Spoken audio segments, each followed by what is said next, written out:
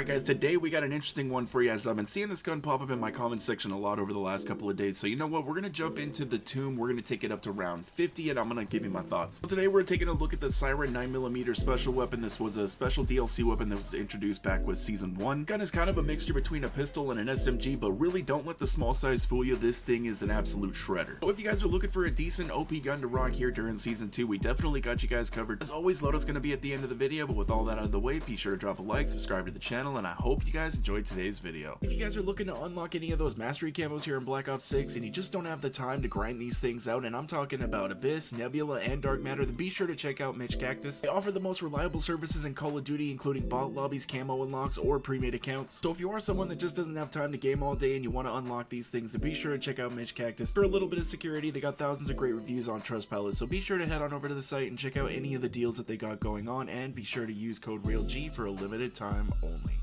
Alright guys, so I had just put out my top 5 best weapons to use here in Black Ops 6 Zombies in Season 2, and there was a few comments that were a little bit wondering why I didn't put the Siren on that list. Unfortunately guys, the reason being behind it honestly is just that I need to switch things around sometimes. With so many guns in the game, it's kind of hard to please everybody. There's always going to be that one or two weapons that gets left out that people are like, why didn't these make the list? For my last couple of lists, for some reason that weapon was the Krig. Every time the Krig got left off the list, there was a bunch of upset people. The Siren has already made a bunch of my lists already, and honestly probably could have been on this one. Because yeah, for zombies, this is definitely one of the best guns in the game. The weapon is decently powerful. I would kind of compare it to something like the Tanto, where you don't really kind of feel like you're forced to upgrade the thing as soon as possible. It's just a very heavy hitting weapon. The one gripe I do have about it is only holding 80 rounds before you have to reload. Having speed cola does mitigate this a little bit, but I just think, you know, it could have a little bit better ammo capacity. This gun does suffer a severe, and I mean major drop off in damage right around round 36. But really, this is extremely common amongst almost all weapons in Black Ops 6. That's just been kind of one of my main gripes for grinding out high rounds in this game, as that seems to be the only main viable strat to actually like get to round 100. Now that we do have the tomb with the eye staff, you can combine that with the energy mine and the turret augment. That will definitely have no problem carrying you all the way up to round 100. But it is nice to see that we have a little bit of a different strat. For the majority on all maps, it's basically the same thing. I didn't get a chance to test this guy up against the tomb boss. I have taken this gun up against the Guardian in Citadel and Patient 13 in Terminus, and I gotta say, just taking on bosses, this thing does incredibly well. Just by how hard that it hits, I kind of have a feeling it would do really well in the tomb boss. Now, I don't know about you guys, but for some reason with the tomb, I would rather spend 15,000 essence in the mystery box trying to get the ice staff out of there than build the thing. Really just don't find the process of doing it fun. When it came to building the jet gun on Liberty Falls, or even doing the beam smasher on Terminus, I actually enjoy putting those weapons together, or even, you know, activating these swords in Citadel. Every time I've gone through those Easter eggs, I never found myself sitting there going, oh man, I gotta build the wonder weapon. For some reason with the tomb, I just don't want to go through the several lockdown steps to put the thing together. It's not that it's very hard, just that I find it incredibly tedious, and I really don't want to go through the several lockdown steps to get the thing. This is the only map out of the 4 that we have so far that I will hit the box almost every single game just trying to get the ice staff, because I actually just don't want to build it. Which to a certain extent I think is great, because the mystery box is actually getting some use again. Because I gotta say guys, I think since the launch of Black Ops 6, I've only hit the mystery box a handful of times, and it was honestly only to see if I could get guns that I hadn't worked on the Nebula camo yet. The fact that the mystery box is in the game, I mean, it is so iconic, and it's only been in there specifically just for me to find other guns to camo grind on is kind of sad. Trust me, believe me, I know it has its other purposes, but for some reason, just for me, when I can easily just go ahead and build the wonder weapons, or I can just spawn in with the loadout that I wanted to begin with, really leaves us with no reason to really be hitting the mystery box. So I'm at least semi-glad that there's a reason for me to actually be hitting it again. Yeah guys, the Siren 9mm is definitely an amazing little weapon. It's great for zombies because it's so compact and the mobility on it is just amazing. Plus the thing is just incredibly hard hitting. Recoil is really easy to control, so if my keyboard and mouse players want something that's not, you know, gonna bounce everywhere, this is definitely a good one. Even up into the round 40s, we were still killing zombies and taking out the elites. Granted, it was taking a little bit longer and you could definitely tell that the damage was falling off, but it was still able to get the job done, which is something you can't really say for a lot of weapons in this game. Trust me guys, there are so many weapons in this game that once you hit round 40, the drop off is so drastic that they actually just become unusable. There's a certain point where you just gotta fully switch over to either the GS45s or whatever wonder weapon that you're using, because eventually at some point the regular bullet guns in this game just don't cut it. Like I said earlier, I'm glad to see that we finally have a different like high round strat in the tomb, because man, just spamming mutant injections over and over in every single map was kind of getting boring. Now I honestly would love to actually one day finally see a strategy or a weapon that's actually good enough to take out zombies like past round 50. It would really be nice if we finally got got a map in this game where we were able to utilize our environment by giving us really good traps to take out zombies in the later rounds. Eric mentioned that they wanted the high rounding to actually kind of feel like an accomplishment, and if that really is the case, then man, we need some other strats besides just spamming kill streaks. But I'm not quite sure if this is going to be a hot take or not, but I think that Black Ops 6 is the easiest